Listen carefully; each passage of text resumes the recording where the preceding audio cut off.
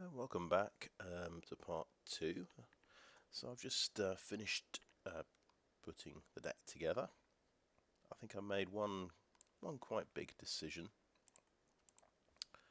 So I had another think about Mirror of Life trapping. I've decided it's a bit like a win more card. So if you've got your the better board position, you want to play this.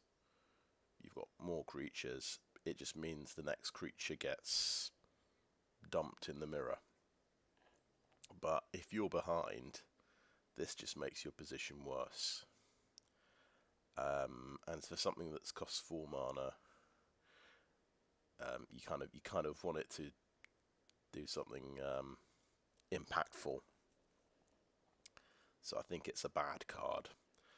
What I've done, I've replaced it with another artifact, Lantern of Revealing, which is, it adds mana. It's a mana rock, basically. I think you've got to be a little bit careful about adding something that isn't a creature or a removal spell. But I think I want to give Lantern of Revealing a go, and it's going to help us ramp out our more expensive things like the Hook Horror, Blood Money, Meteor Golem.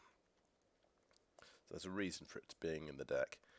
And you can spend 4 mana and tap it as well to do something. You can actually, it can ramp out lands if you're lucky enough to get a land on top of the deck.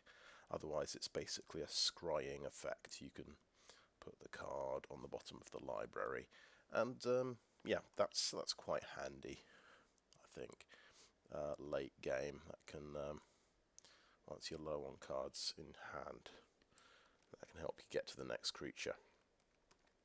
So overall we've got 12 creatures. It's not that many. We're running a few removal cards, and we've got Deadly Dispute in there as well.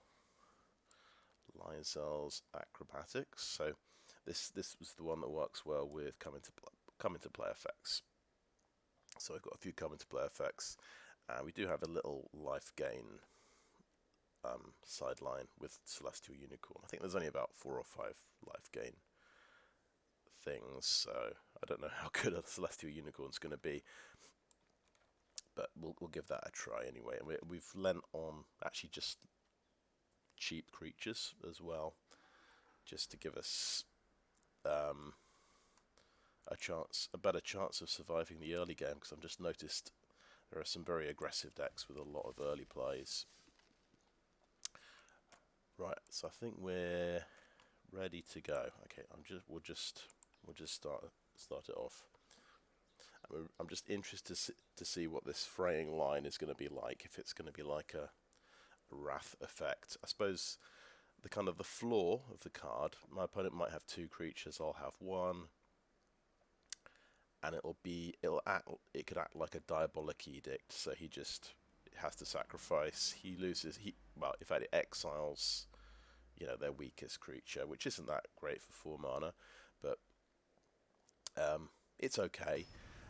And then the ceiling is they lose more than 1 creature, so they keep their best creature, but they lose 2 or 3.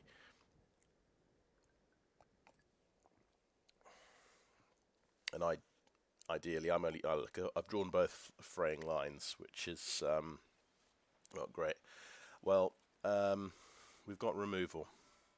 What can I say? We're going to get to try out Fraying Line.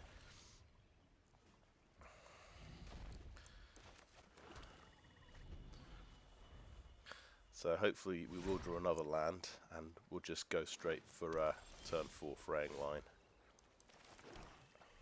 We don't want to waste removal spells before then. This isn't looking good. We haven't... Okay, we've got Lantern of Revealing. Perfect, great. I was thinking that costs 4, but no, 3. All of the mana rocks cost 3, don't they? So, that's pretty cool.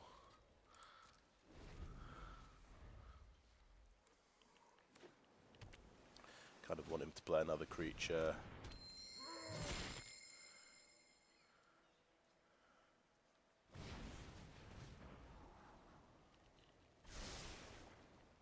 Okay.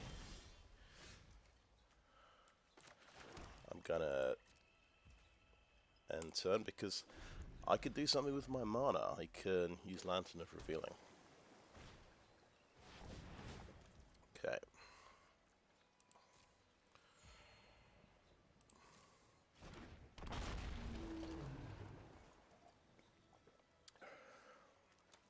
Right. So we're going to take 2 damage this round.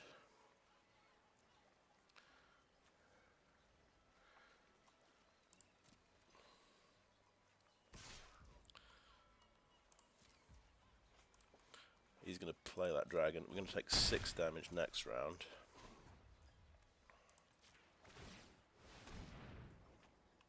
Oh, nice. Look at that. Lovely bit of ramp, card advantage, and all of that. Oh my god, that's a lot of damage. We're not going to take 6 damage next turn. We're going to take 10 damage.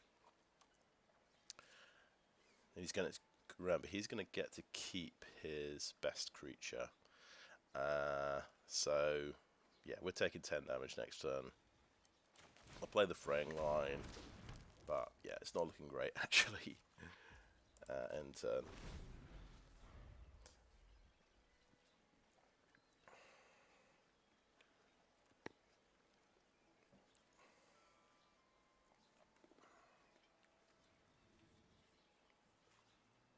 And he's obviously got this creature to follow up with as well.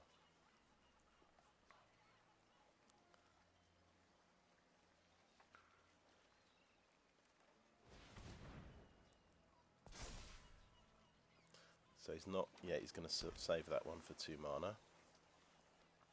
And swing for 10.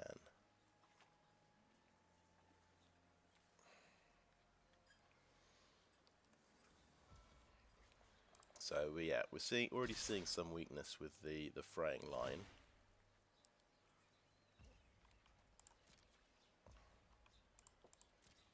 We're only going to get his 2 sort of slightly inconsequential creatures here knocked out.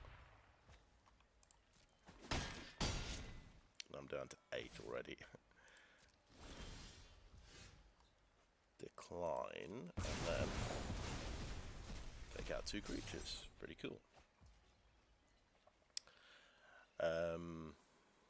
Obviously, Fraying Line again doesn't get much done. Grim Bounty is a sorcery. We need to kill that thing. It's the only thing I've got which will kill him fully and properly. Yeah, let's get rid of it. And then we've got to worry about a young blue dragon.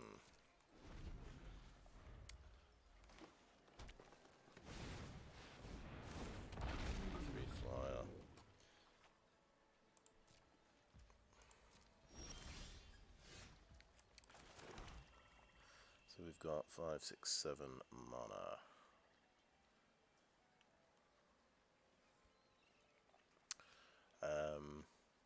So I guess Sewer Plague is the answer here.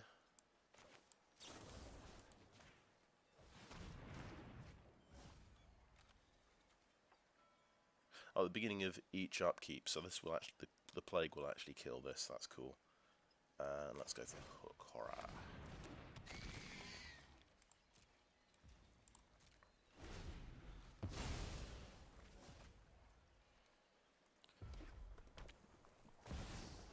Ancient Bronze Dragon. Okay, so yeah, gotta say, Fraying Line didn't work.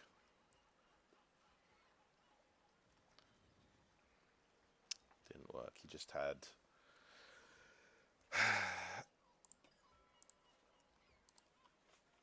success rather than, I think the Fraying Line, it works against a swarm of weenie creatures that are all the same quality, but when he's got several high quality creatures, it's not doing the job at all.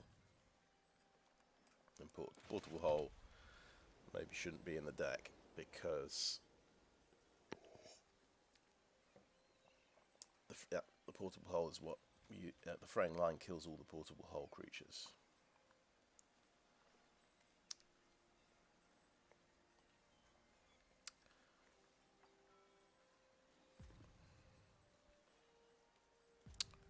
we may as well play another Fraying Line, and yeah, hope he like forgets to pay the upkeep or something.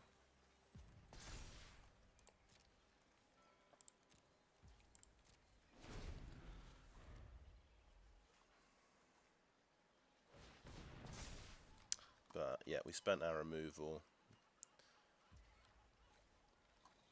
and yeah, he just had one more powerful creature.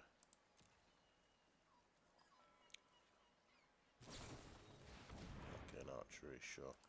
And we'll Lantern of Revealing. Yeah, put down the bottom of the library. I've got this pump spell to kill me. Okay. Short but sweet. Well, we've got to try out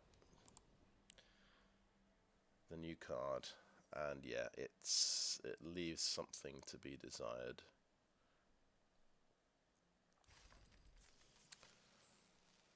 I think, though, we keep Fraying Line. We actually drop the portable hole. Because we've got early creatures, we've got Fraying Line. There's not much scope for portable hole, I would say.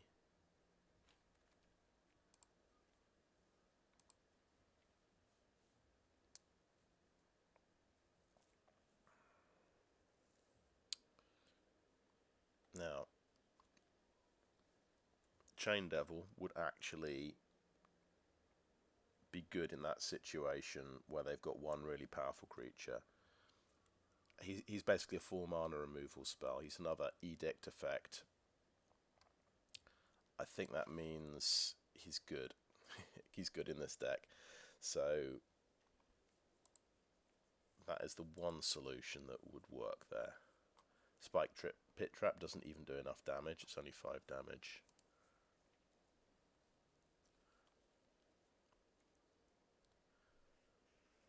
I've got my own big flyer I could play for 6.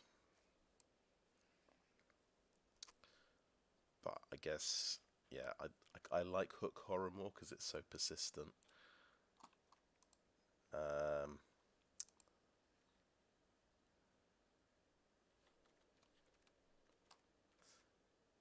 I don't know if I should be playing Celestial Unicorn because I've got how many life gain things? I've got 1, 2, 3, 4. I've only got 4 life gain things. I don't know if Celestial Unicorn makes any sense. You kind of, you fantasize your Steadfast Paladin's going to keep getting through and pumping the Unicorn.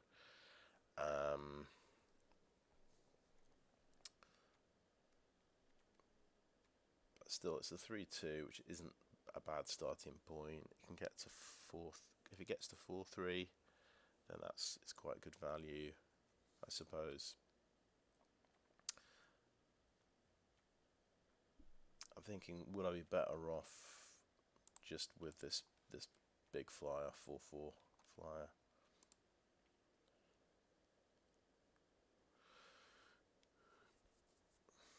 Quite like Bronze Walrus as well.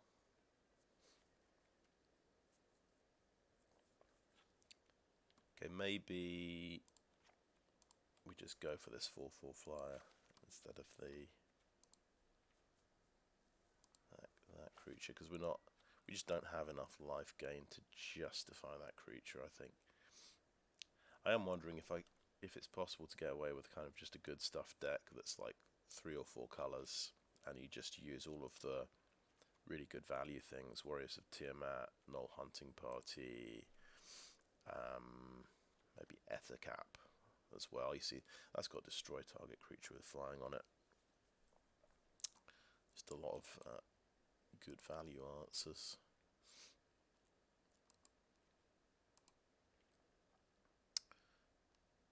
Guardian Naga, I'm not sure about this one.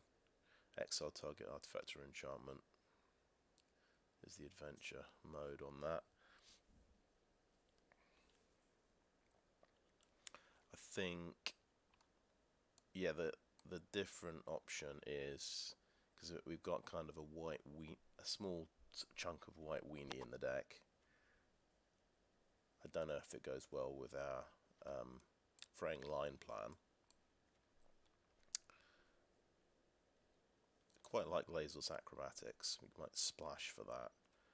We could go green. Then we can play Ettercap, Owlbear, Druid of the Emerald Grove, and Inspiring Bard. Which have all, I think, well, these three have got come into play effects, and this is an adventure card, which is good value. We could even play Emerald Dragon.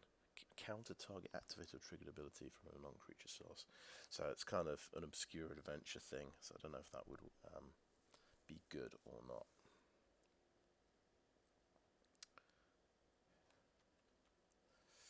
Yeah, I'm kind of talking, because I've taken out the cheap white removal, the portable hole. I've taken out the life gain creature.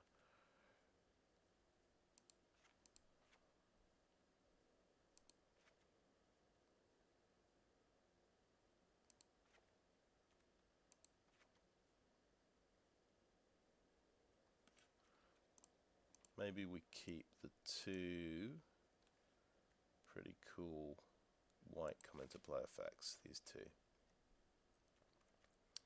And then we go green, and we add the cool green cards that we like. Ettercap, Inspiring Bard, Druid of the Emerald Grove, Owlbear. How much green do we need for an Owlbear? That's a good question.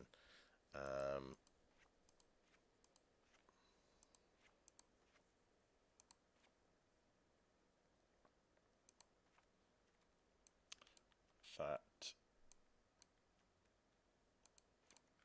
we don't have something to search for a plains.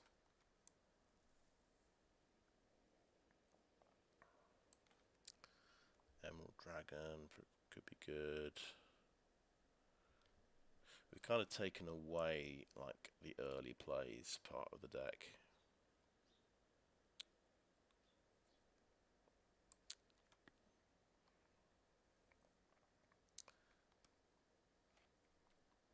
Yeah, I'm halfway through changing the deck. I don't know. I'm having second thoughts. I'm just making lots of expensive plays. You just don't know if that you're going to survive.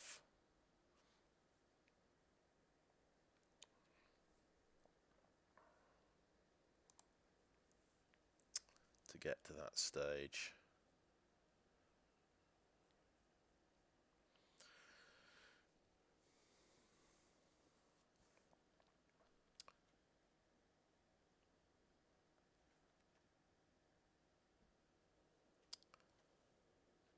Right, line up a shot.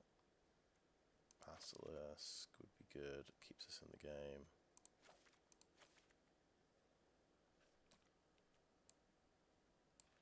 Get the forests.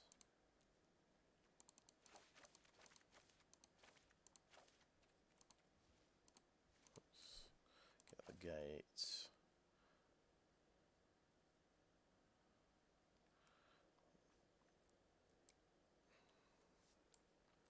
Inspiring Bard, no, Druid could get me white mana for Lae'zel's Acrobatics.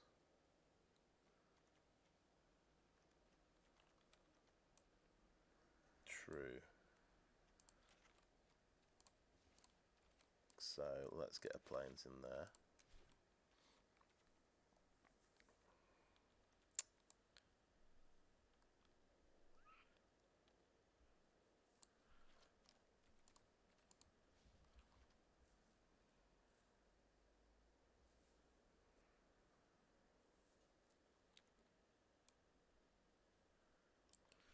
Guess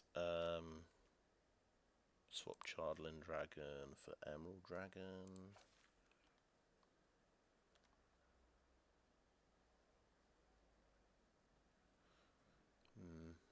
Interesting. Another removal spell here, which is better when we've got big creatures. What do we put in for it?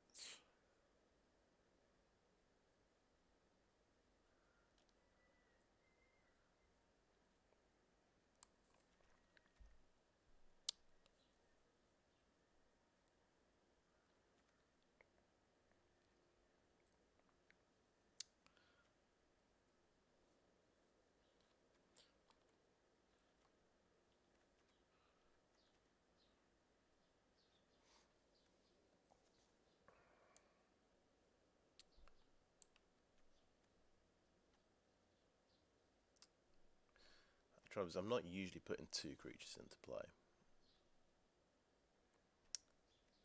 I think maybe not. We don't have to fit that in the deck.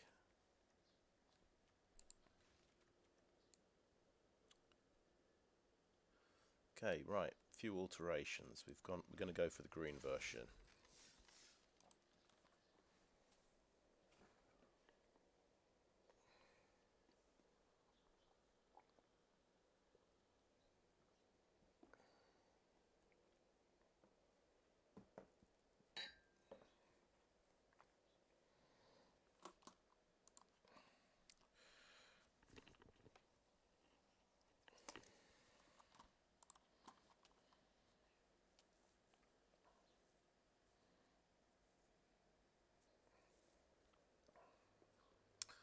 And yeah, we might get run over by a weenie deck now, whilst we're waiting for our big creatures to come out. But yeah, that's fine.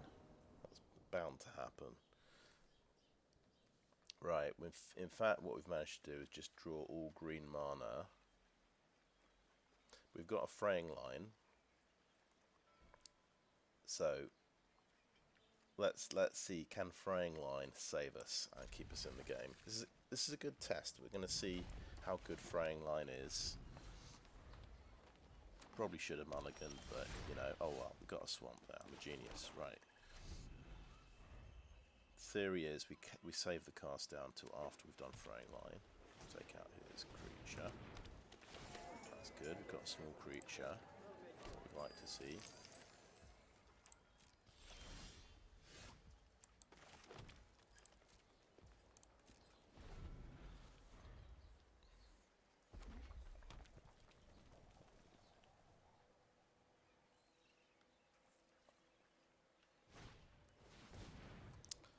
Oh, Soldiers of the Watch. Love to see it. Love to see it. Right.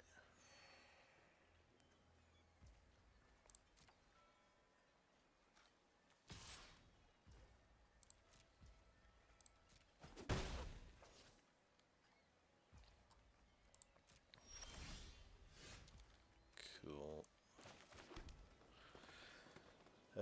We don't do Fraying Line yet. We've got to hold out. In fact, we could play Owlbear first, because we can always protect one creature.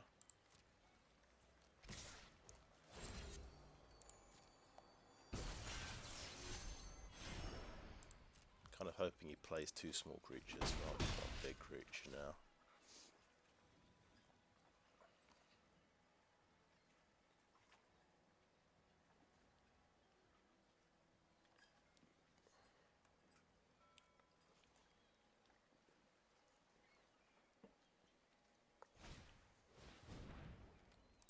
Come Soldiers of the Watch.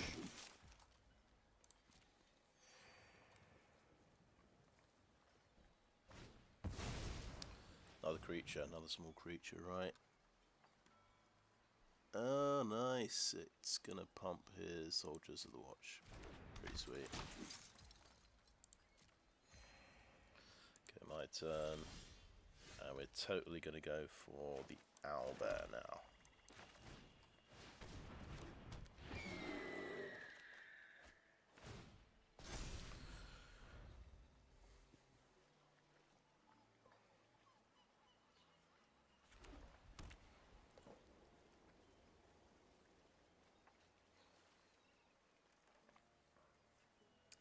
Now, if he swings with everything, do I block? Is maybe a good question.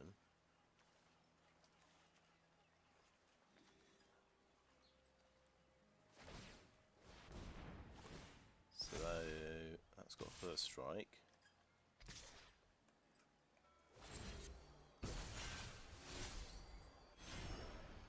Excuse me. Oh my god.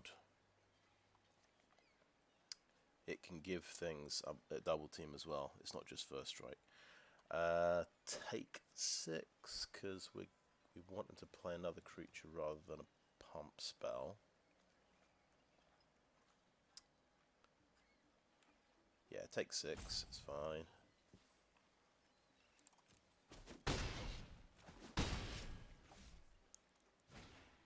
So I happen to know there is a 2 mana pump spell. Here we go. Fraying Line.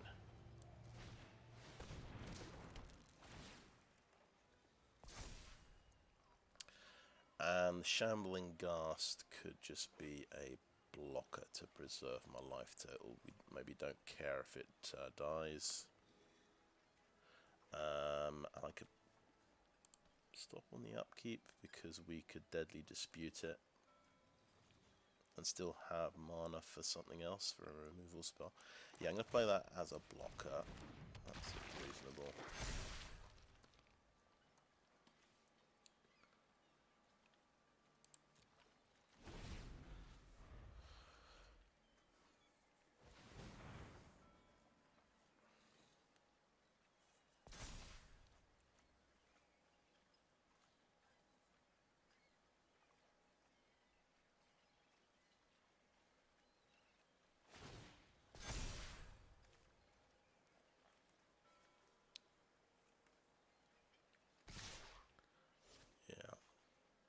Attack with everything because they're going to die anyway. Shambling Ghast will stop 3 damage.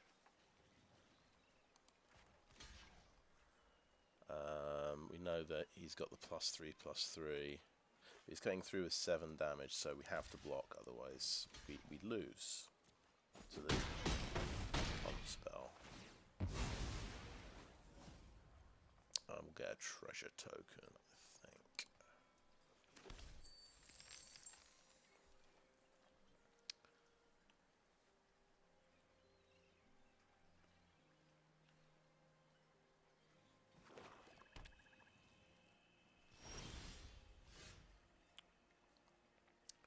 Okay, we will resolve this and let it pop off.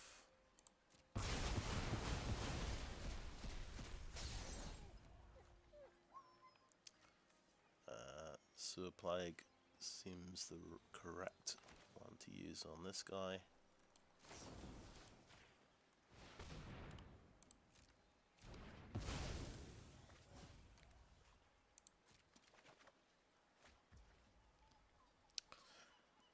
Let me think. Why did I draw a card from that?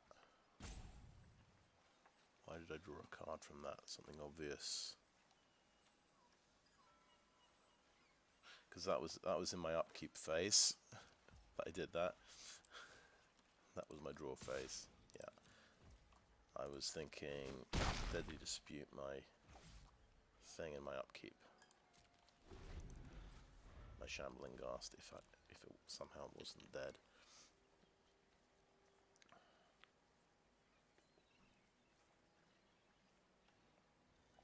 Well, he's gone 4 colours, and that seems to have worked for him. Oh, double the power of each dragon. Nice. Okay. He might have the thing that makes him immune. I mean, indestructible. But, oh, he's a legendary. My bad. Grim Bounty is a sorcery.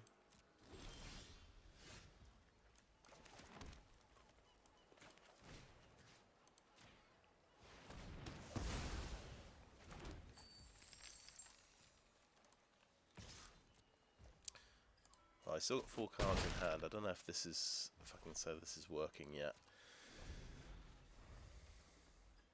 Could use a treasure to activate that. Ah, yeah, we're actually on 6 land. So he's got another Soldier of the Watch. Nice win, Stalwart.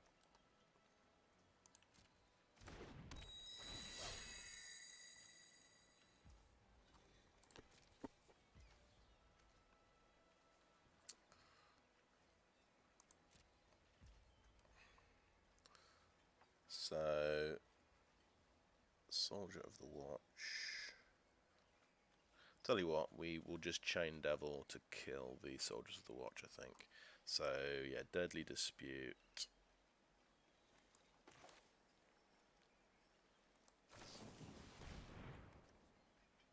Whoops, what am I doing? That was not Deadly Dispute. I'm glad I can take that back.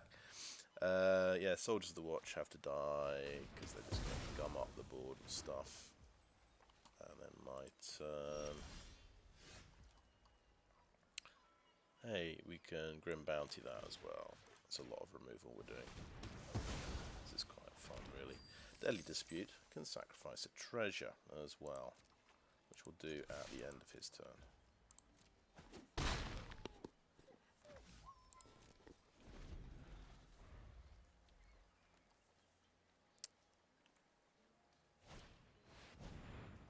Right, Lulu, Forgetful Hollyphant. Okay, you gain a boon, so it's going to work even if I blow that up. That's Stalwart. Okay, so that's going to get flying. So that's probably going to kill me, unfortunately.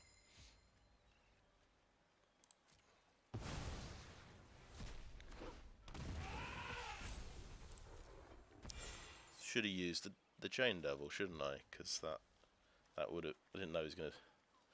He only had one creature left last turn. So yeah, always use the Edict effect when he's got one creature, and the targeted effect. So you can keep hold of your targeted effect, right?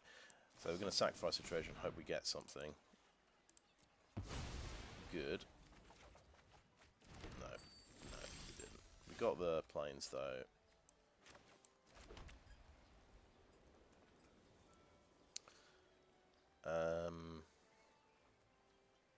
So, situation here, I just have to attack with Owlbear and hope he trades off.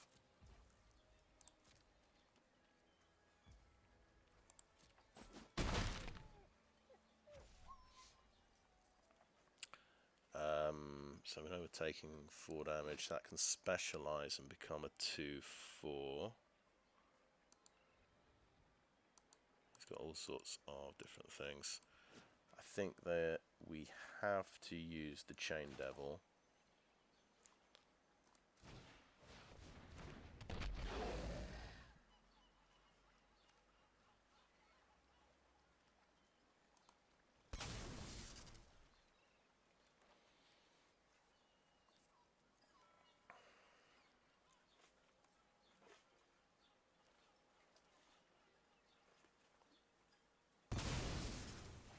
Interesting. Okay, killed the 3-power creature, which seems like pretty good news.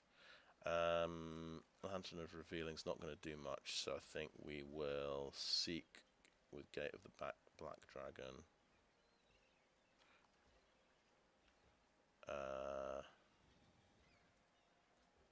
Okay, yeah, you might have plans. Okay, let's end the turn. You might have a pump spell just to finish me off or something.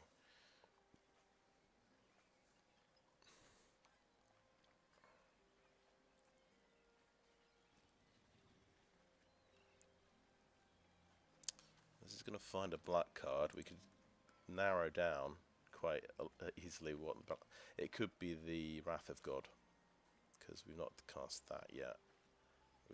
We've cast all of our removal, I think, apart from the Wrath of God effect. So what does that do? It makes it 2/4. It's going to make flyers. Oh, that's bad news. They tapped and attacking. Yeah. So yeah, he can swing for 3 damage. That makes a lot of sense why he sacrificed the other guy. Other creatures with flying. Okay, maybe we're in luck here. I probably should have tapped that in case there is another instant in my deck.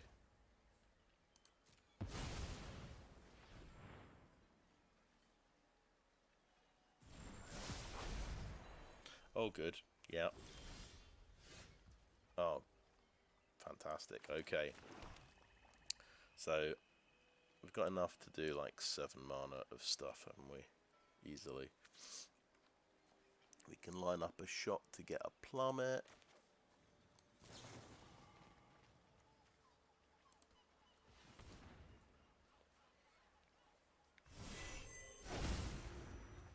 We can plummet that flyer.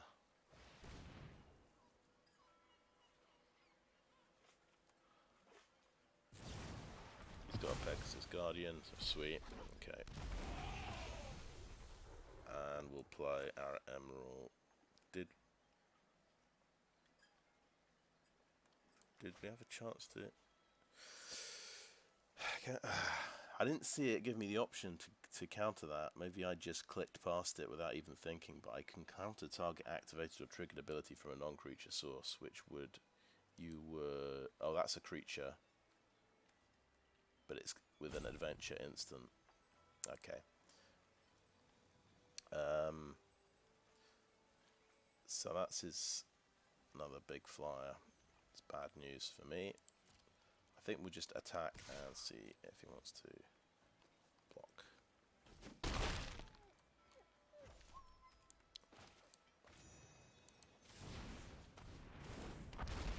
So we got a flying blocker, I guess.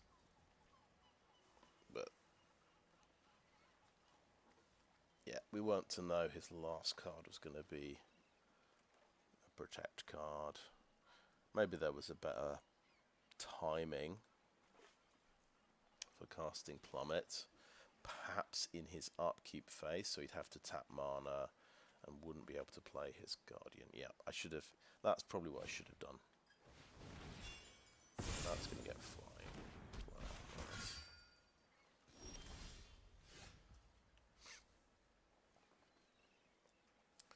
Right, none of these things are... we've done Gate of the Black Dragon. What did Gate of the Black Dragon do for us?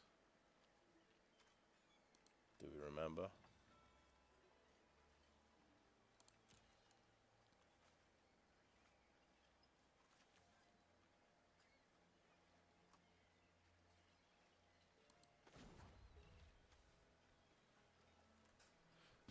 I've forgotten what card. Oh, we know we got an on-land card. It doesn't get you. Doesn't guarantee a black card. I think we got Emerald Dragon. Right. So this guy, he's not what you call a flash creature. So he's got to block both of my guys, by the way. So I think this attacking with both is reasonable. Maybe attacking just with the Owlbear is reasonable because he's got to double block. But he can't double block. He has to just chomp with both of them. Yeah, he has to chomp with both of them. Oh no, he doesn't, because he's got lifelink. Right, okay, yeah.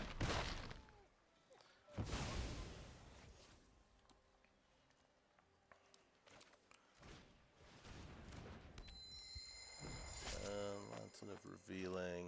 That's going to help me top deck something for next turn to try and win.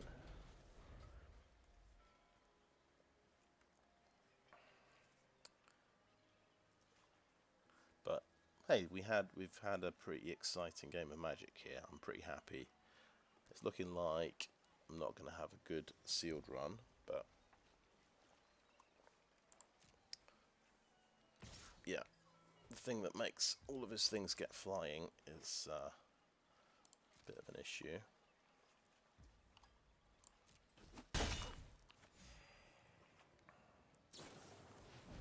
Rescue a Chewinga. Right, why are you playing that now? What's the thing? So you can play it on the defense. Makes sense. Yeah. He's just holding this in reserve. Okay. Right. Okay. I'm going to look at the top card of my library. Yeah. Put it onto the battlefield. Oh my goodness, that's actually pretty good. So we can get 3 life or a +2/+2.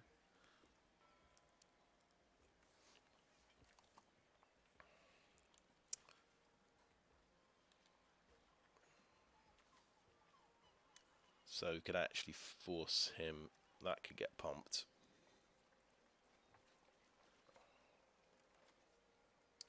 That's going to draw me a card. I think I prefer the 3 life.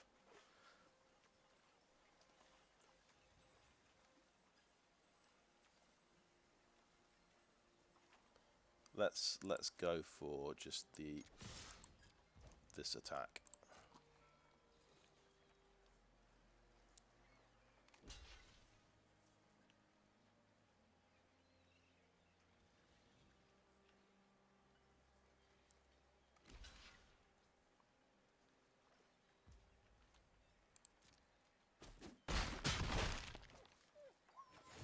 I'll draw a card off him, which is pretty cool.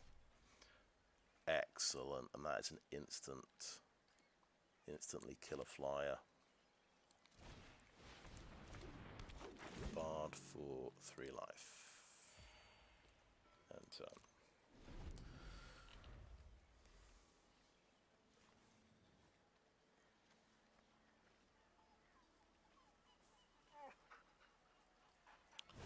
oops. 3/3 flyer.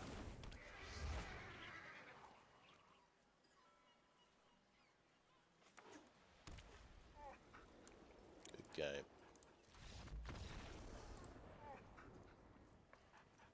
We did it. We ground out a victory. So the Fraying Line did some work. But yeah, it's very dicey. You end up seem to lose a lot of life points with whilst you're waiting for it to work. Just checking again. We are still running the Acrobatics. That's why we're splashing white. We think we might get good value out of this card with all the come into play effects. Yeah. Okay, maybe a good choice switching to green. There's like more impactful creatures, I think.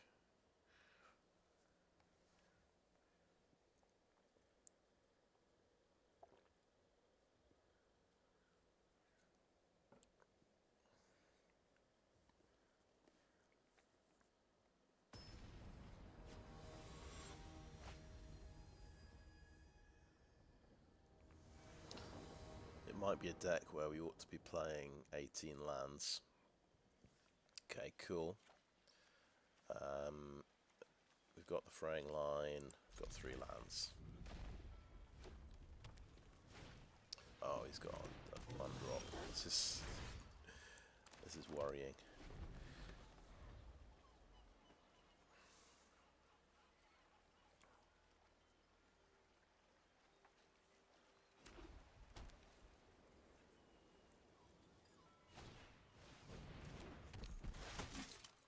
And a 2-drop.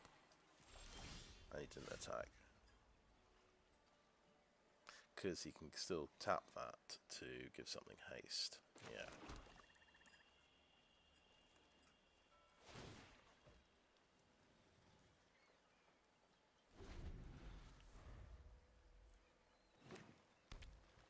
Three colours. Hobgoblin Captain with haste. Oh shit. Well, turn 3, we're taking 7 damage.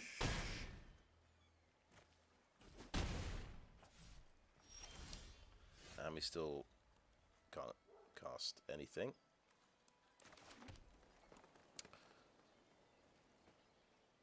So I think we are dead. Inspiring Bard can give us some life points and block something.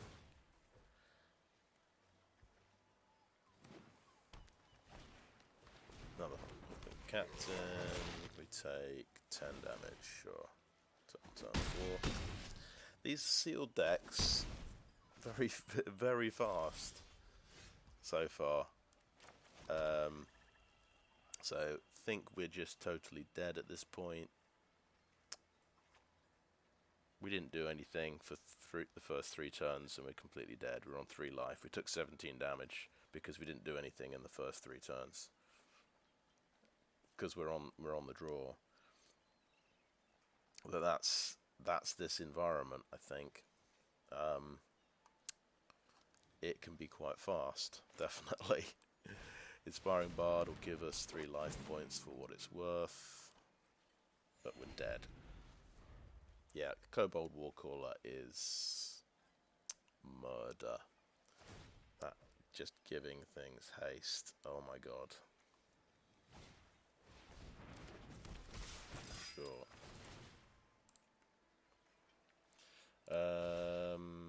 That's got first strike, so yeah. Hand a bit too slow. So that's where the white portion of the deck would help provide a few blockers early game. If we went for the white black deck.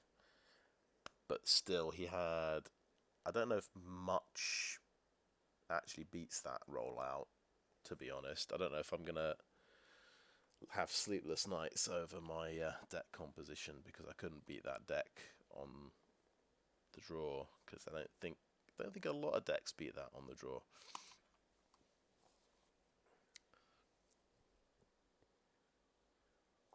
I do have this red card in the picture, so that's a 1/3 for 2 that has double team.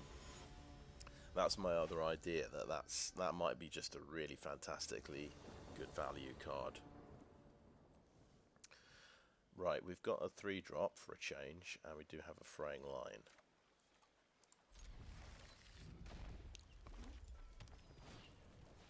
Oh look, Kobold Warcaller. Great, love it. Love to see it. And we're on the draw again against Kobold Warcaller.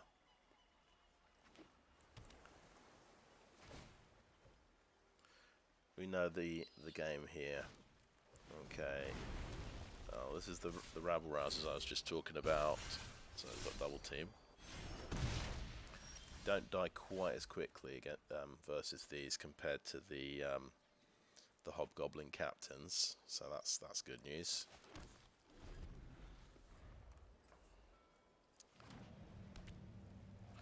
Tap land. That's good news. So he's that got hasted it. Okay, great. I like how everything. Oh no, it's choose a creature card. It's not a random card. What am I talking about? I had the idea it must be a random card. No, you just choose one.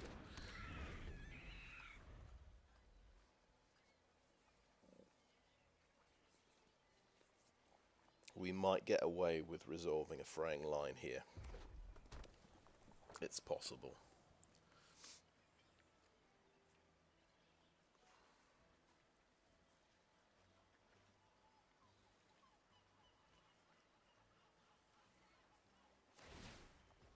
So they can pump these guys to like 3/3.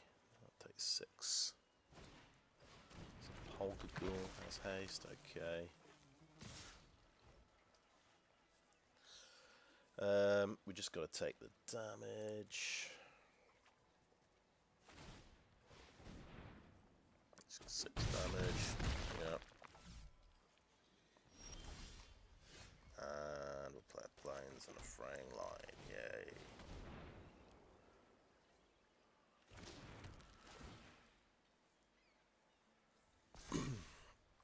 Now my feeling is we got to block the Sepulchre Ghoul, because if I were him, I would sacrifice everything to the Sepulchre Ghoul, because everything on his side of the board is dying apart from one thing.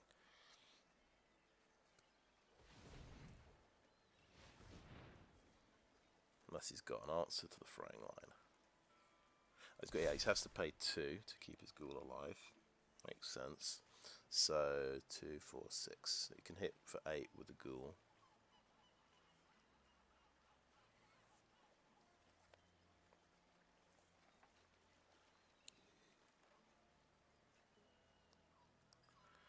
And if I block the ghoul, he doesn't.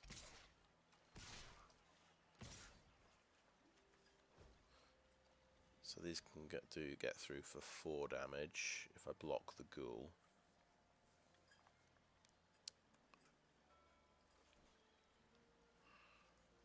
If I don't block anything,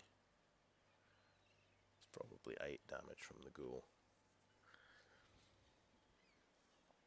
So I think he's just saved me enough life points. I have to block.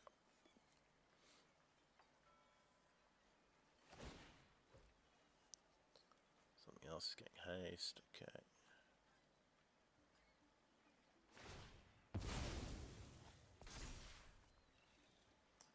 So this way, yeah, he gets best of both worlds. So he gets through for 4.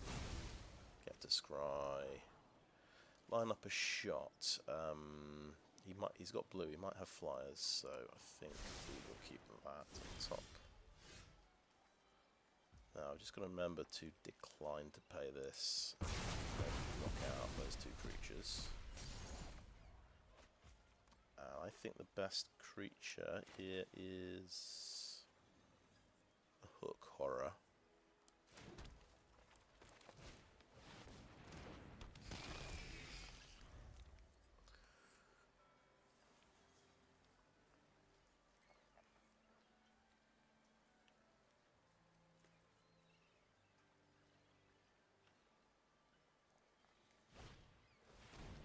Oh, we can make him unblockable, jeez, okay.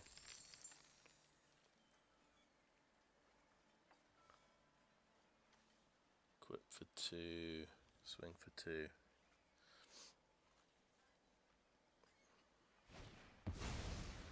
Okay, now he's going to play Kalane, okay. Line up a shot can actually just blow up the Thieves' Tools, that's one option. He didn't attack, okay.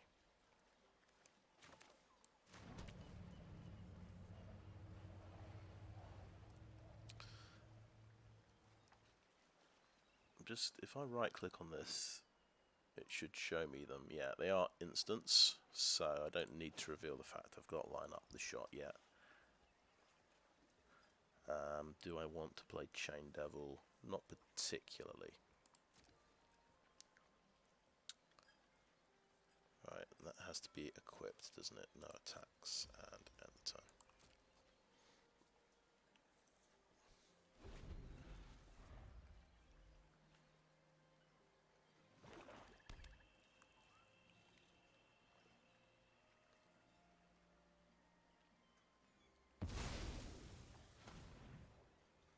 And we could just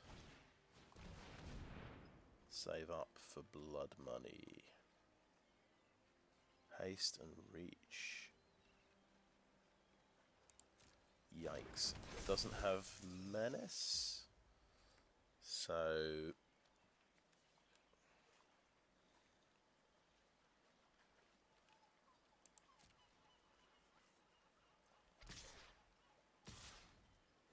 okay. He can get through with 6 damage with Sepulchre Ghoul, right? By sacking both of these.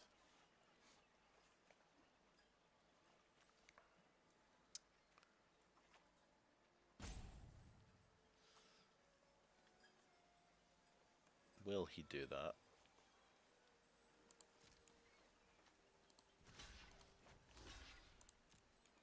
Now this does not have trample, so I can deadly dispute him.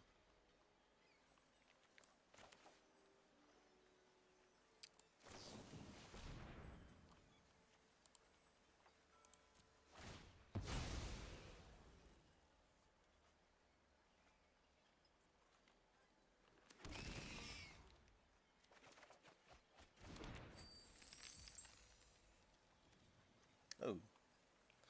Sewer Plague is instant.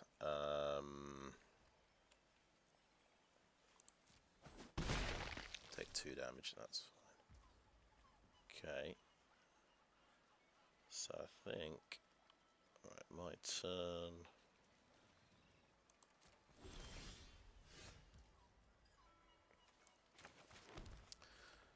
I could be terribly wrong here, but I don't think he's got any more hasters in his hand. I think the Kobold Warcaller did all its damage. If I turn out to be wrong, I'm going to feel quite sick, but so I'm going to swing with Hook Horror and then cast Blood Money.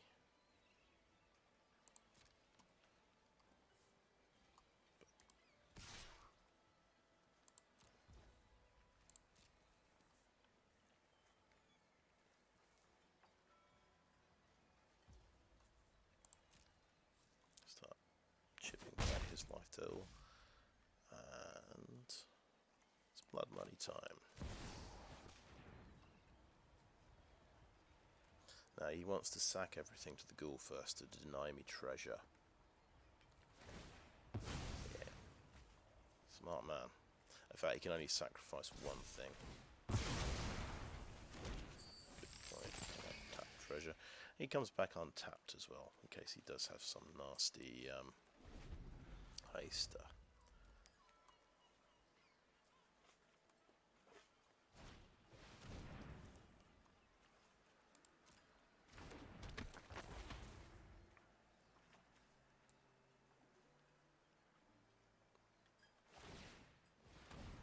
Okay, cool.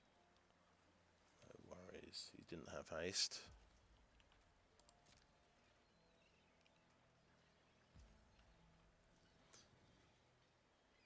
Now, I said before, you use Chain Devil when the guy has, you know, one important creature. It's just this also lines up well with Sewer Plague, but this is instant, so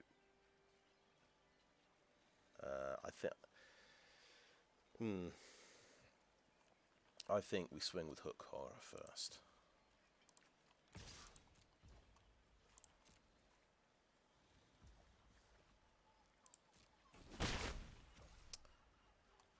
And then we will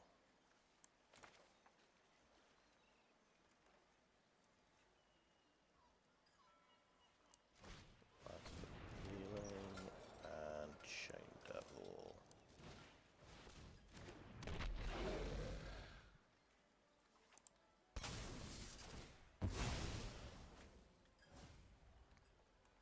Then it's more power on the board. I think that makes some sense.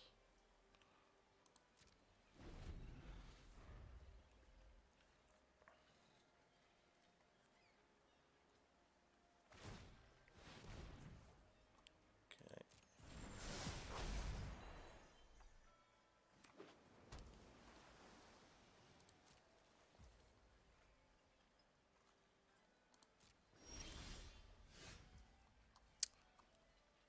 Okay, cool. We've got those.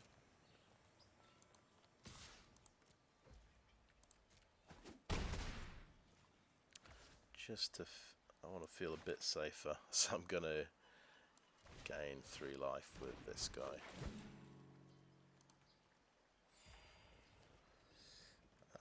And turn. I might spend a treasure on this. I'm just using this ability. John Irenicus the Exile.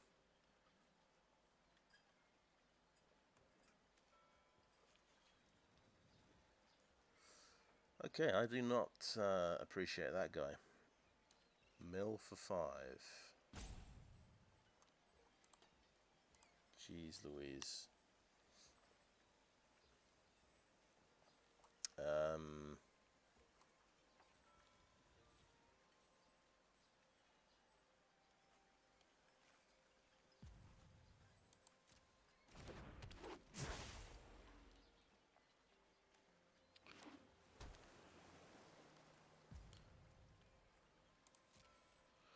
So, it's not ideal, but I'm going to Sewer Plague this guy. It's going to take him ages to die.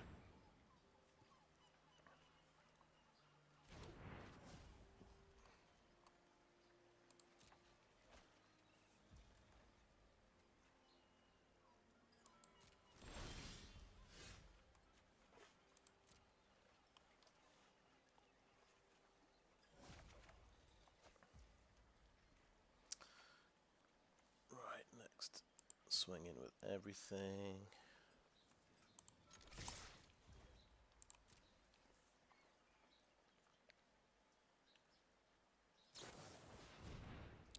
Get Dragon's Fire on that guy is fine.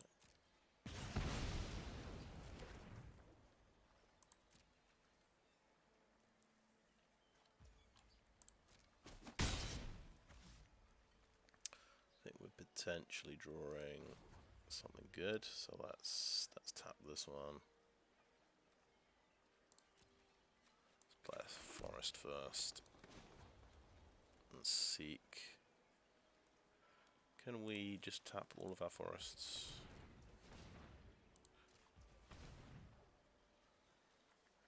Actually, yeah, I think I get why. It's tapping all of our forests, but that's fine.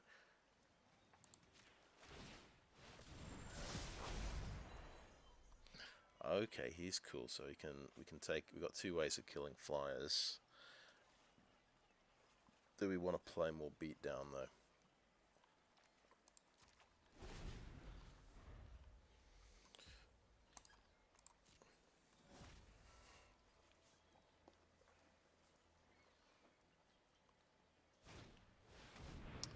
Damn, no, it's not a flyer.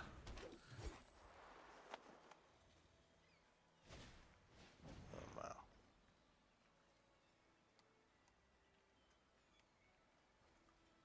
Okay, it's a when it dies thing. Okay.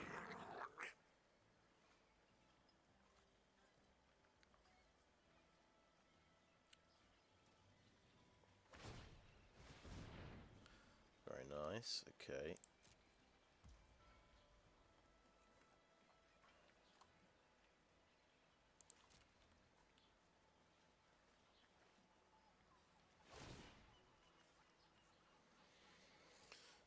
Very nice card advantage, that one. Okay, now, thing is, I think I want to use the Gate of the Black Dragon, to be honest. Grim Bounty, that's good. Right, my turn.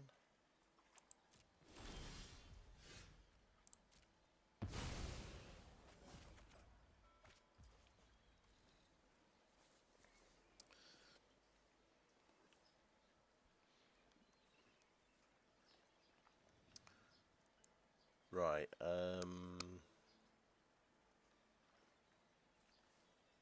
Underdark Basilisk.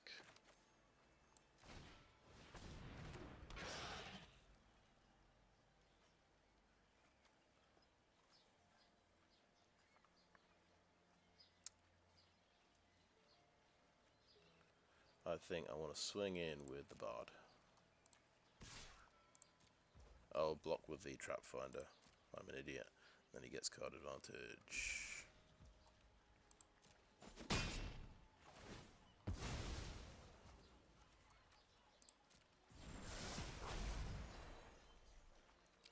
So our little trick is we're going to shoot Thieves' Tools and trade off with Underdark Basilisk.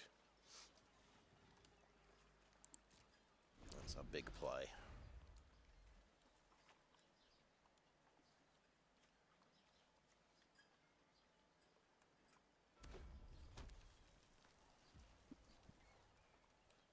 Right.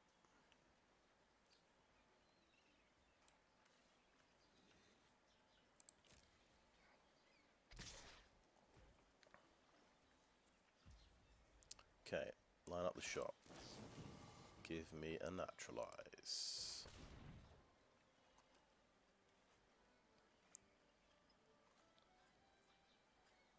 You might have a counter spell, of course.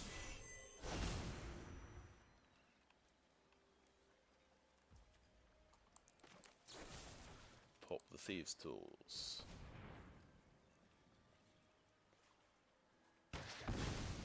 And block with a Basilisk.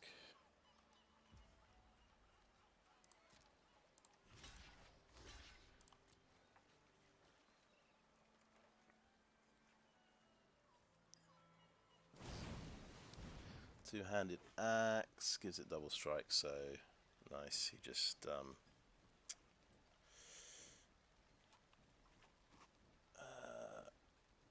okay, so that's another equipment card. So we know he's got an equipment card in his hand. Well, guess that could have been a surprise finisher for us. Instead, it's just a removal spell.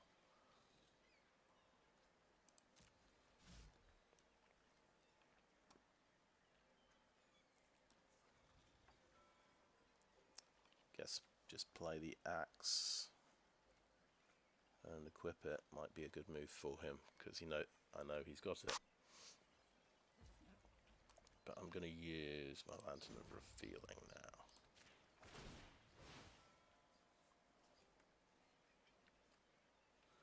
Decline, please.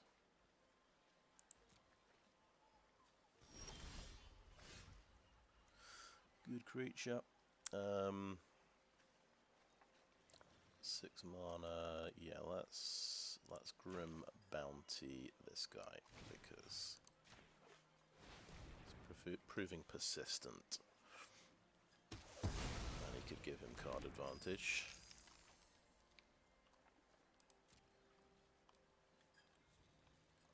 Swing with a Bard. Do we want to counter activated or triggered ability from a non-creature source? So we could counter, like, we could have countered that adventure or his equip, I think.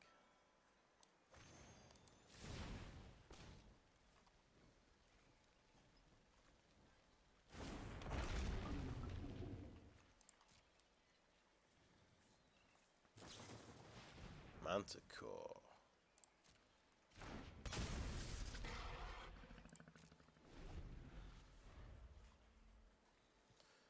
So anything that gets through is going to get double power. Sigil Merkel. Oh god. Oh god. So it gets death touch. However, good news. Just remembered we still have an Ettercap. And we can spend 3 treasures to cast it. Yeah.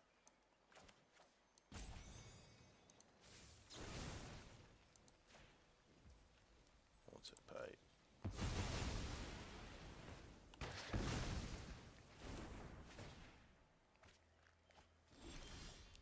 Cool.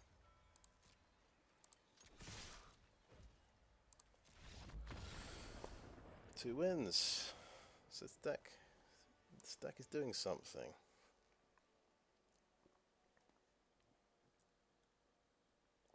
And we beat the Kobold Warcaller because this guy didn't have Hobgoblin Captains, 2 Hobgoblin Captains in his opening hand to absolutely destroy me with.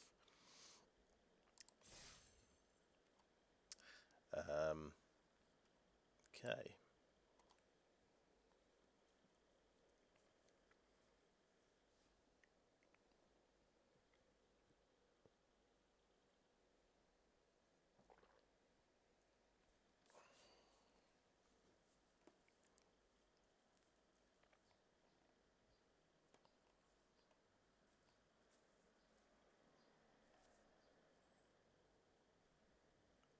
Yeah, we managed to win a game on the draw against Kobold Warcaller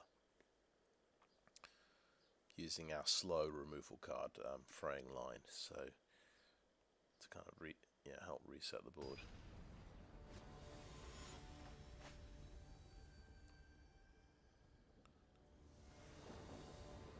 And the line up the shot was good. We actually blew up an artifact. Okay, we've actually drawn a Lae'zel's Acrobatics. We'll see if we can actually cast it. It's a what you call a slow hand. We've got 3 land though. We're probably not doing anything till turn 5 at the moment. That's not ideal. And that's if we top deck 2 land.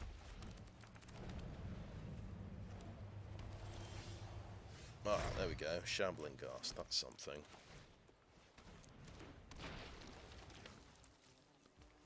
And if they play a flyer, they're playing blue. We've got a plummet for it. So that might be coming later, the blue dragon.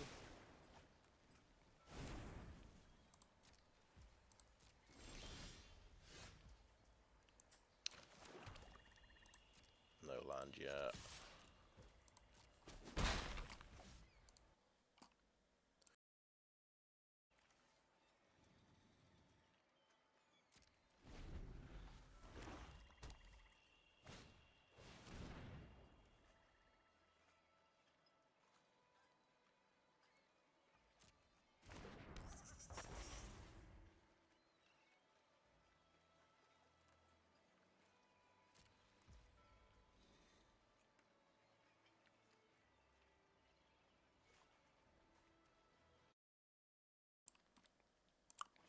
Right. He's got a 2/3. I can't do much about that. I'm thinking let's just be really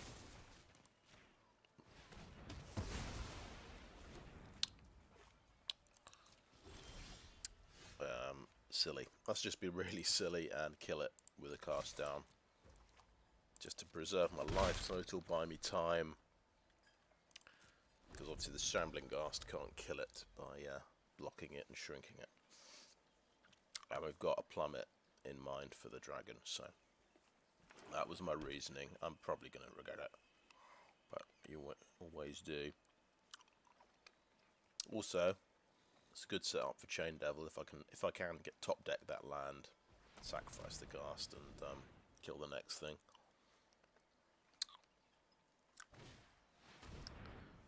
Okay, Thyan Evokers double team. Oh no, they conjure a lightning bolt. Come on.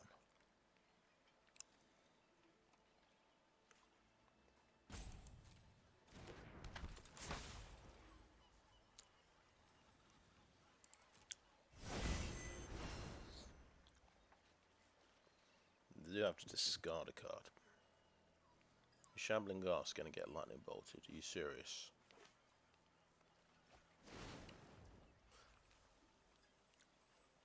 Whenever you conjure cards, it gets +1/+1. Okay. It's got double team, of course.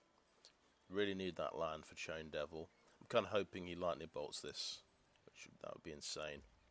But no, he's obviously not going to do that because that would be mad. He did not draw.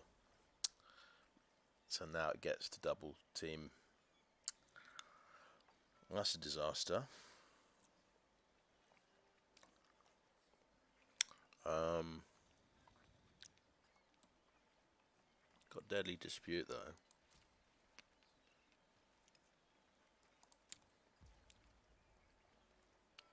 Funny thing is though, I kind of want to block this, give it -1/-1 so it dies. I mean, it's too late. Once he's attacked, then he's making a copy of himself.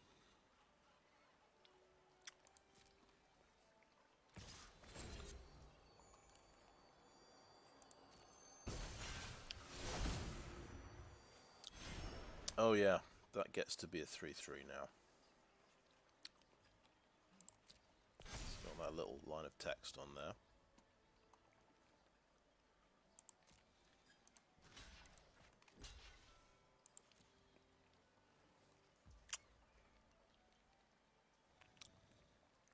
Right, so now we can Deadly Dispute him.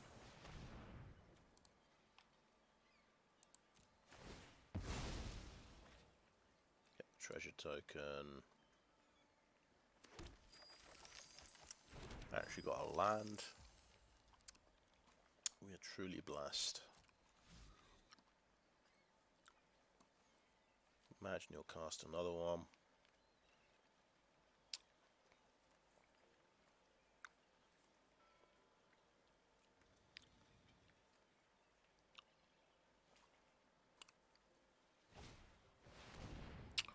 Oh, he's got a John Aranicus as well. That's 2 games in a row.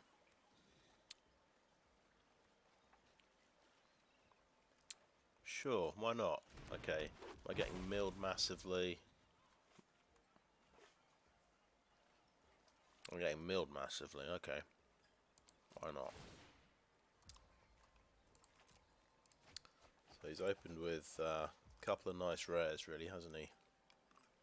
Well, he had the Clever Conjurer first. So he really made me regret using my cast down, didn't he? My turn. I mean, don't know if there's a more ridiculous, overpowered rare than these guys. I'm not sure I've seen anything stronger off the top of my head. So I'm making him this is just a 3/3 that grows at this point. It's going to grow to a 4/4 because he wants to cast another one.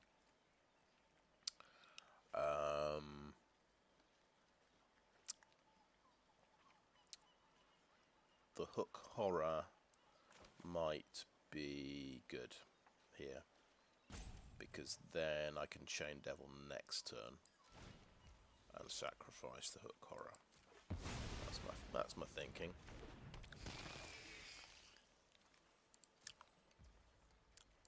It's just going to be a chomp blocker.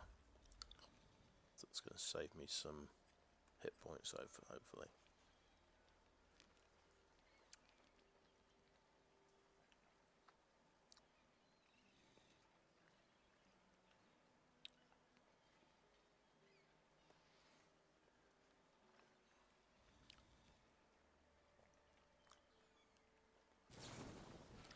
It's going to be lightning bolted, okay. Sure, lightning bomb the Hook Horror. It's fine. It's back. What are you going to do now? I'll take 6. Seems awesome.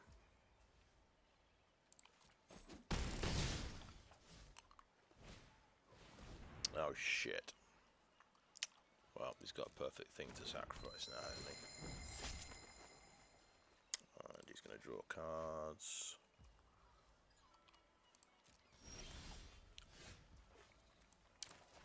Yeah. It's like he knew I had a Chain Devil. Let's see, 3. I don't have enough for Meteor Golem. But nonetheless, we will Chain Devil, and because there's no getting around the fact he's got Guildsworn Prowler.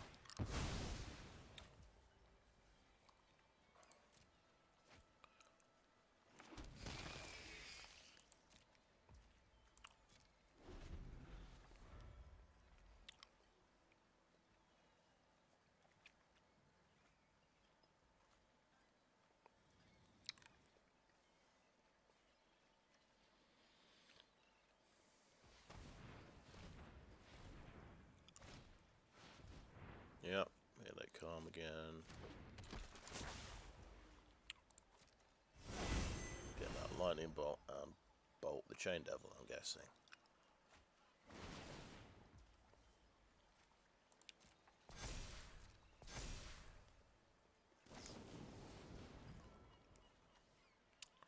Yep, not much I can do about that.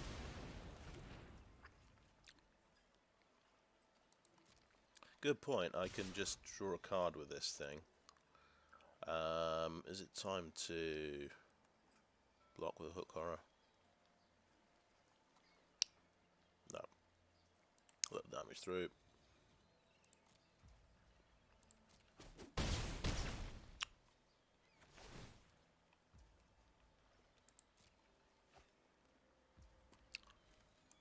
So let's draw a card here.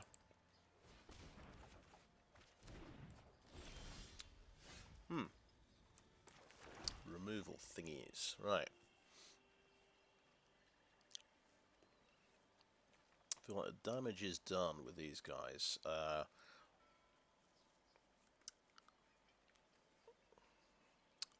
We could do Meteor Golem, gets a body on the board and kills Irenicus. Or we can Grim Bounty and Prowler, which does same kind of deal.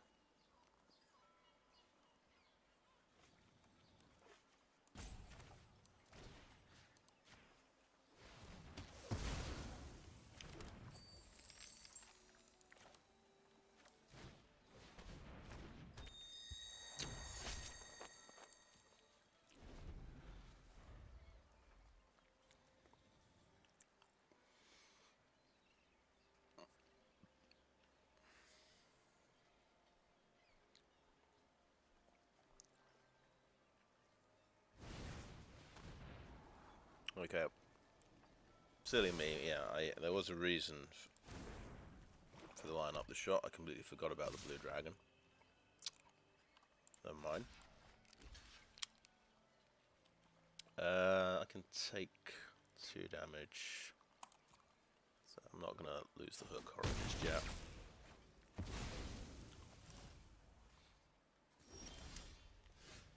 Nice, okay.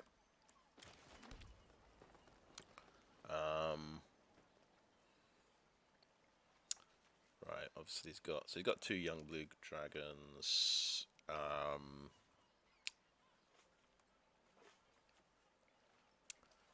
Think we are gonna Sparring Bard to gain 3 life.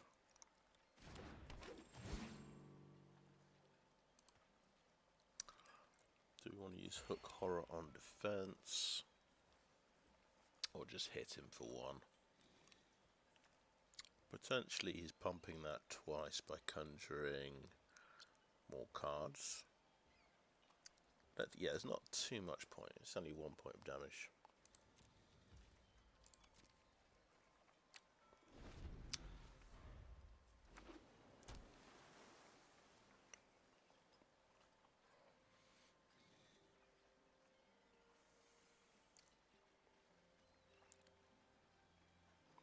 Would be impressive if he could instantly conjure 2 cards.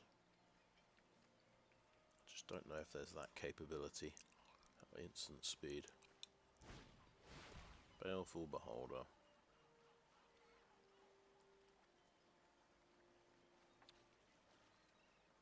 Sacrifices enchantment. Okay. Yep, it's a big creature.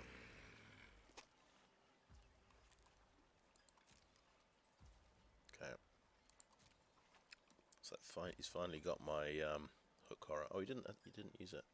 Okay.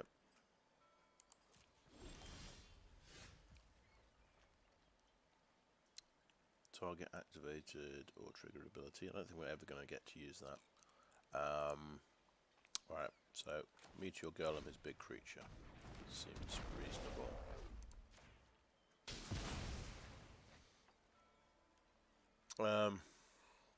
Swing in with a Bard. Yeah, I could swing in with a Bard.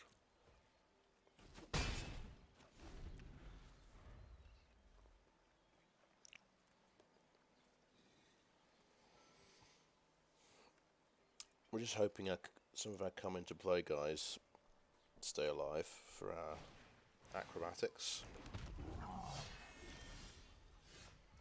Well, he's totally, yeah, he's leaving these as his final thing. Right, the cool thing is we'll have enough mana left up to do acrobatics. Not if we do a green dragon though. Play an imp.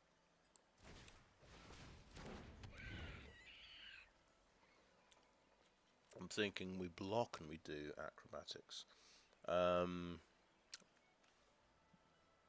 Problem, we can't actually get through the ward with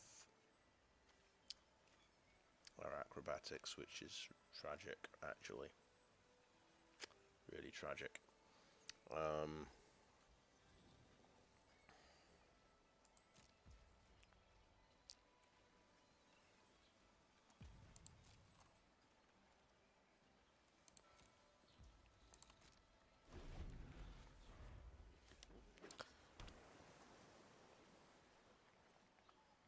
So I think this is where Hook Horror finally blocks something. It's going to block the Frost Giant.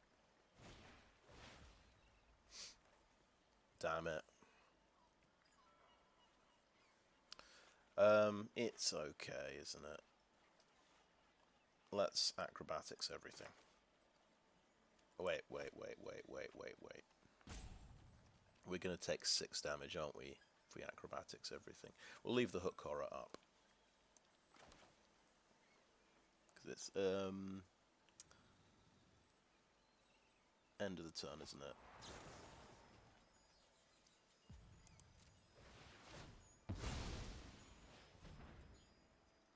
We can scry because we've used a treasure token. Isn't that interesting?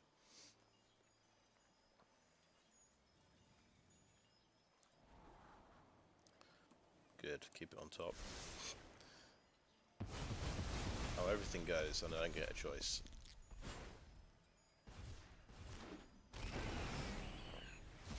Oh, they didn't take effect. Okay, let's gain 3 life. That's probably a good one. Let's pop that because I can't afford to pop the other one. Good. good. Cool. We got to do a really cool Lae'zel's Acrobatics. Not the coolest possible one we could do, but we took out a 2/2 creature and got 3 life. We're going to get 3 more life actually.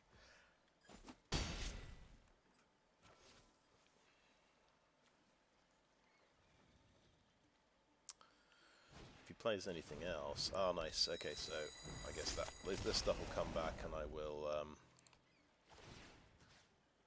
blow that up in order to draw a card, which is going to work out nicely for him. Fair enough.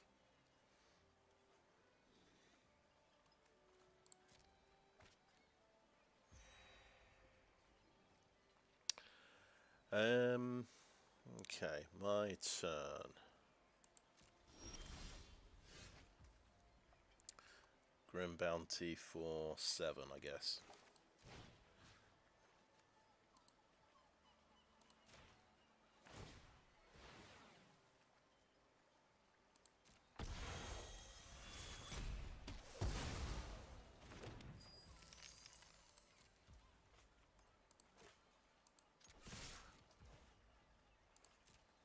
For a bit of damage.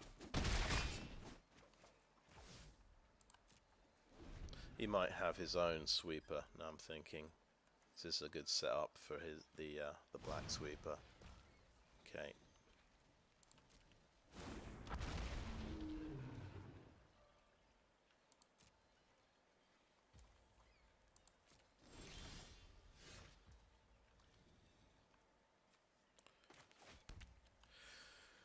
Right, if he, I think, yeah, we're just going to attack with everything. Might have a removal spell, in which case I will lose something significant. He did have a removal spell, okay. Fair enough. Let's use Gate of the, no, what am I doing?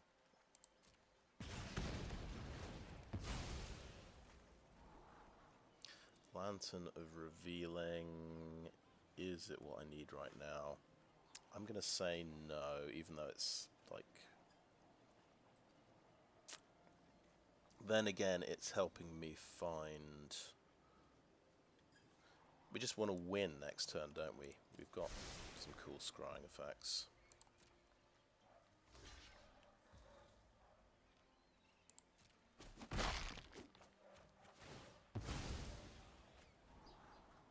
That's good, that helps, gives me card advantage. Let's play this thing.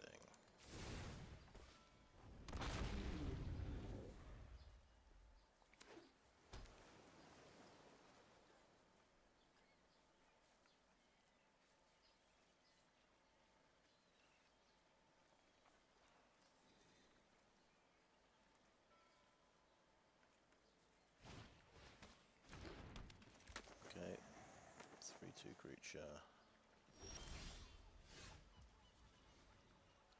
I want to use this now.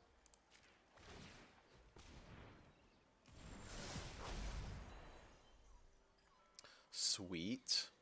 Good draw. Pop the flyer. See if he's got a counter spell. We got him. We got him. Ooh, wow. He had some cards. It's fair to say. Don't know how we dug ourselves out of that one. He had 2 lightning bolts. Conjured by his cards. Cool. Got to 3 wins.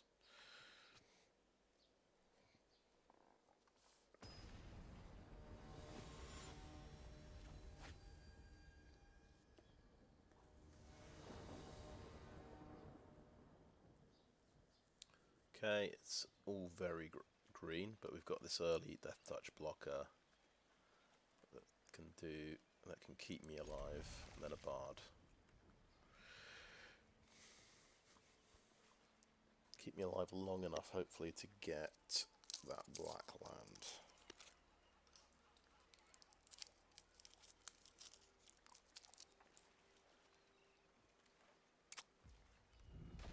And we're on the play, that's just nice.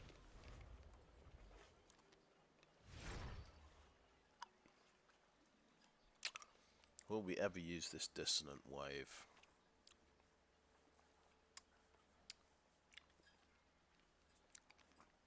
Unlikely, I think.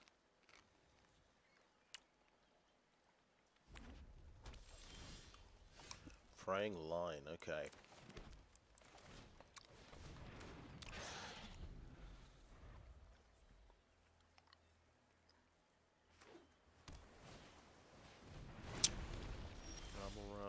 Yeah.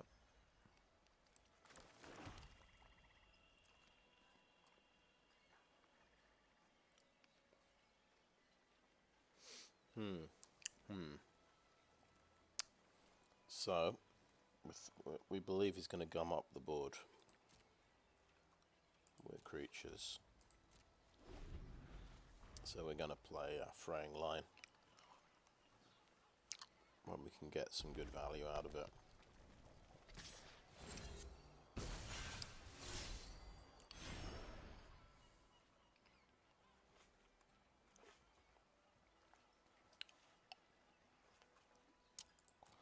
Won't block it.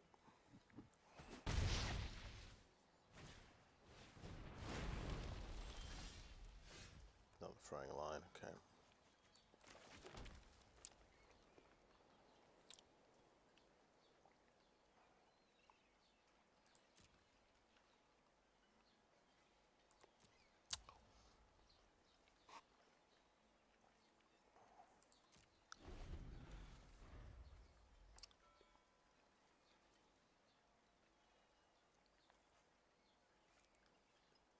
Just hoping he plays another creature this turn, to be honest.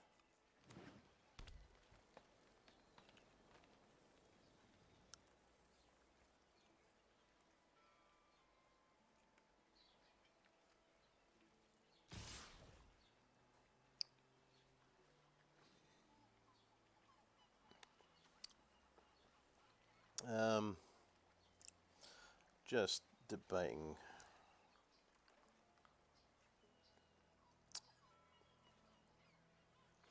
Because maybe Inspiring Bard is the creature we want in play. So let's block.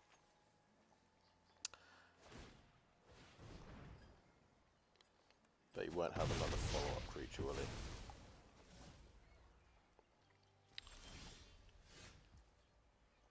Oh, we like Lantern of Revealing.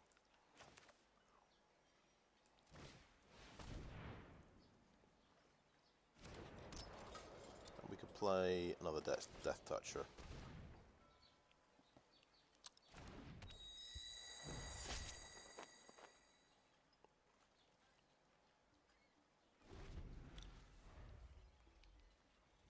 And we'll just try and race him. Owlbear, okay.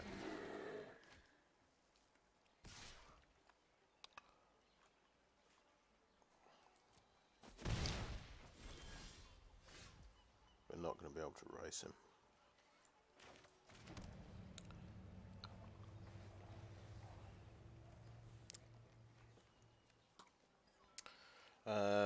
Yeah, we're not. Fraying Line isn't quite working.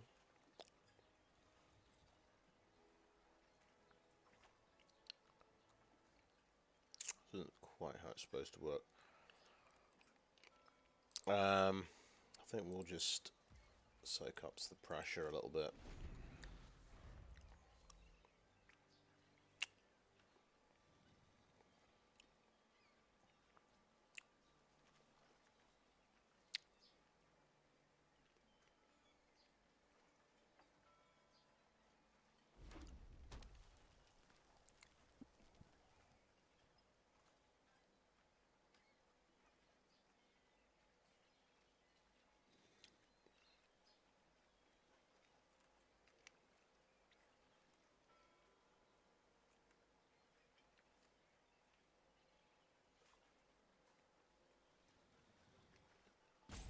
We're looking for a 2-for-1, aren't we, with Fraying Line? So we wanted to play out another creature. Go band together.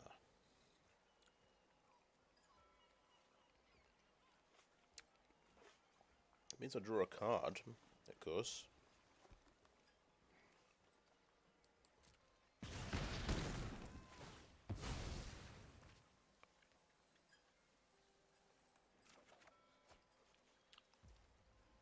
Sewer Plague, you say. That can reduce his damage, the damage coming in, by 2. So I'm kind of going off-piste a little bit, but I don't know, I think it's worth reducing a bit of damage, making his best creature weaker. Okay.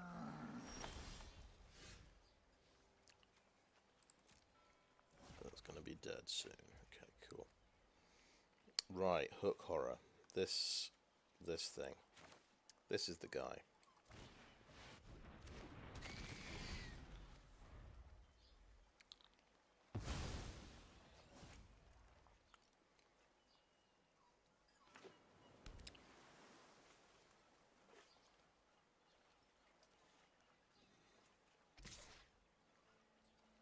So you can double pump to kill the Hook Horror.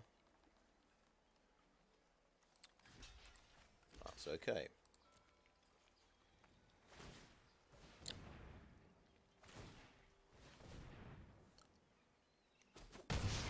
Hook Horror comes back.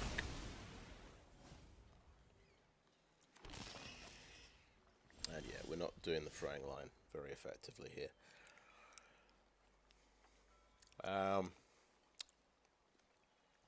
So let's what should we do?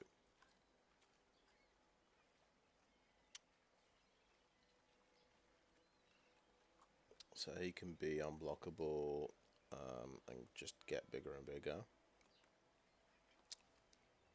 We don't want him to spend mana on cunning action. Go ahead and let him be unblockable.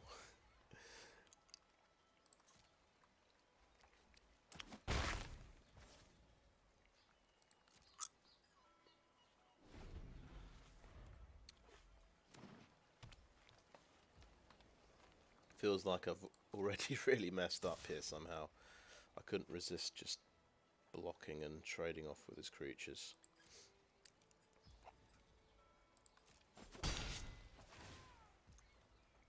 Okay. One's Walrus. Yeah. Nice. Bit of scrying.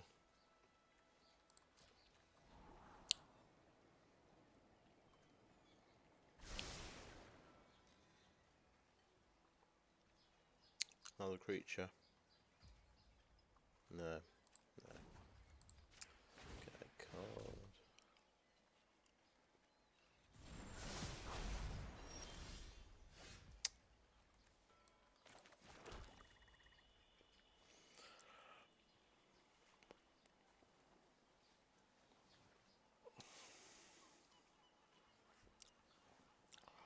I think we'll start using Fraying Line just as 1-for-1 removal, because it's kind of getting silly now.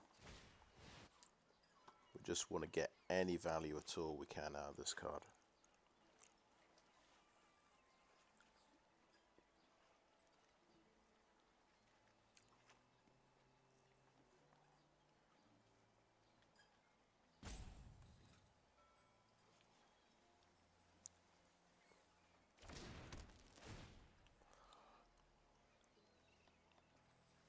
If you're waiting around for your opponent to play creatures, you might not have any creatures. That's one problem with it.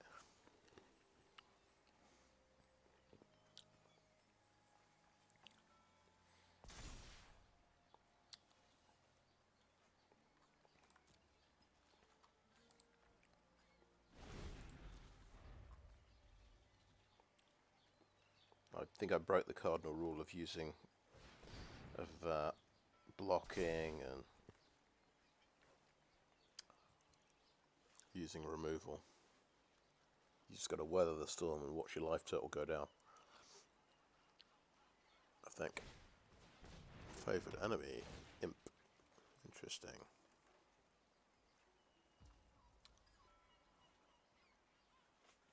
Oh, sweet. Guess what? Boom. Counter it with Dissonant Wave.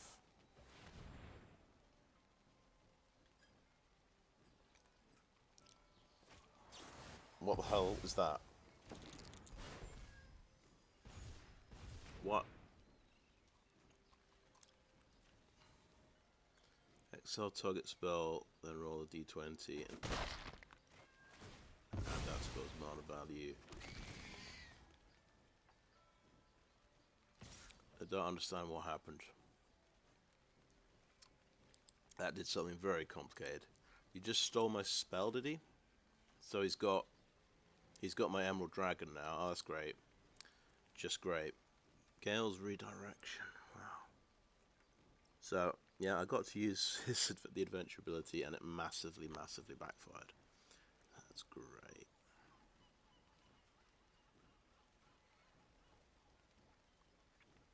Right, because he rolled above 15, he can play it without its mana cost. Oh, sweet. Lucky old him.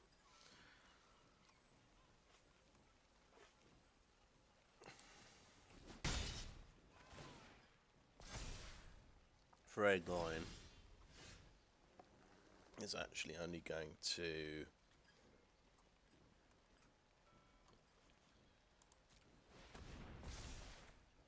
kill my Hook Horror, which isn't ideal.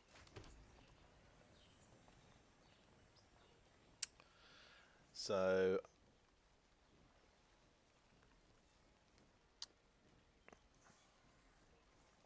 let's swing in for one. Why not? The Fraying Line has kind of got out of control now.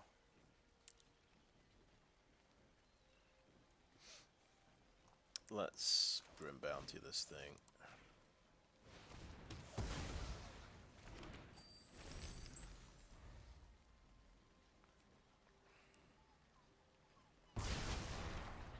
Yeah, it's gone.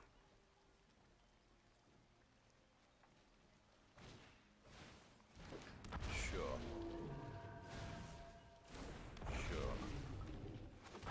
Why not? Why not just copy all of that? Okay. Reasonable. So that's 14 damage in the air. This has Ward 2.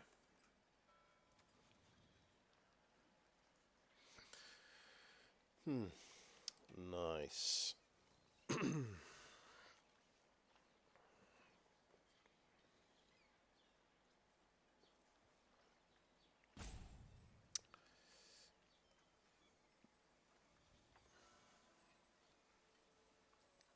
Fraying Line doesn't kill him quick enough. That can get me 3 life, but 13's not enough, so I think it is case of Meteor Golem, the big guy, for 8, 9, 10. Yeah, okay, I think we can take that out.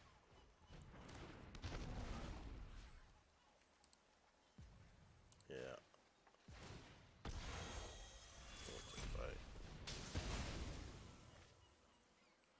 That sucks. You'd have thought my Dissonant Wave would be my downfall. Well, really this ridiculous cast spell. Gale's Redirection.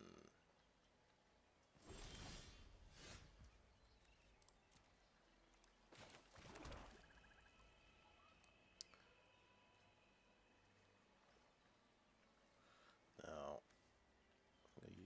yeah, I guess I'll use that one, right?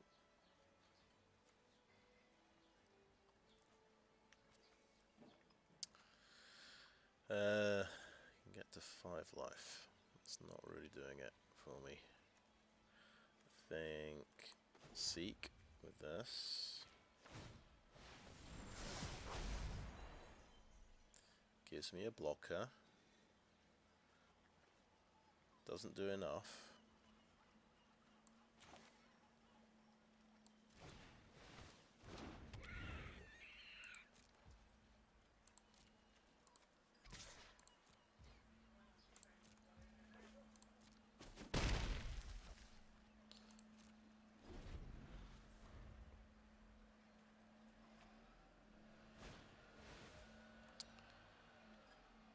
Okay, nice. So, Fraying Line doesn't work against sort of these big creature type decks, I guess. But also my early game was a bit questionable when I was trying to preserve my life total.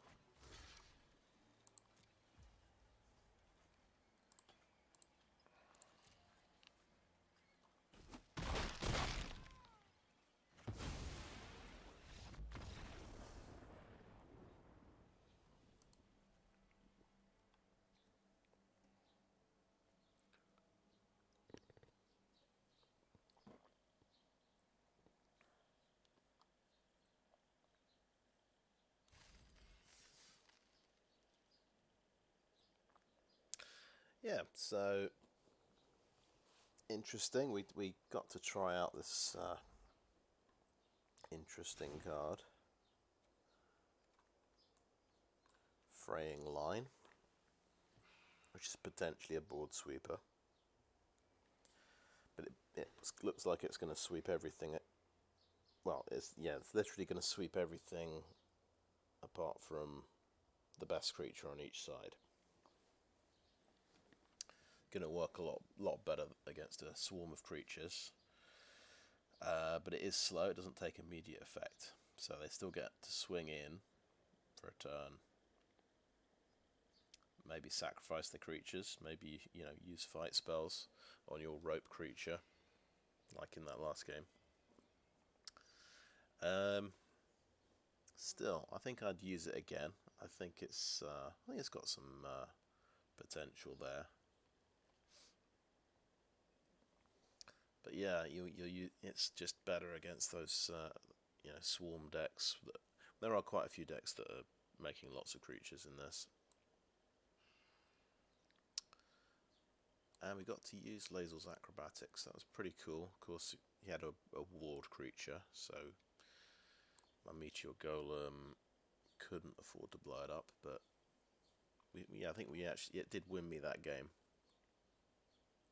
I think I killed 2 creatures, because I managed to roll above 10 and gained 6 life off the Sparring Barge. Never actually played Druid of the Emerald Groves. Interesting. Missed out on that one. And I think Chain Devil is definitely a good option if you're running Fraying Line, just to get rid of their last creature. Definitely works well with kind of edict effects. And just lots of removal. So yeah, fun deck, I think. And do not regret adding the green, replacing white with green. I think that was a good decision.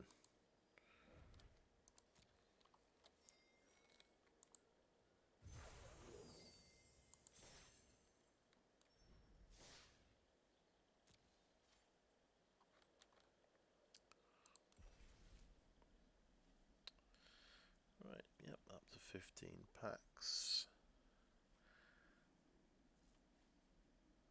Not going to open the packs yet, of course.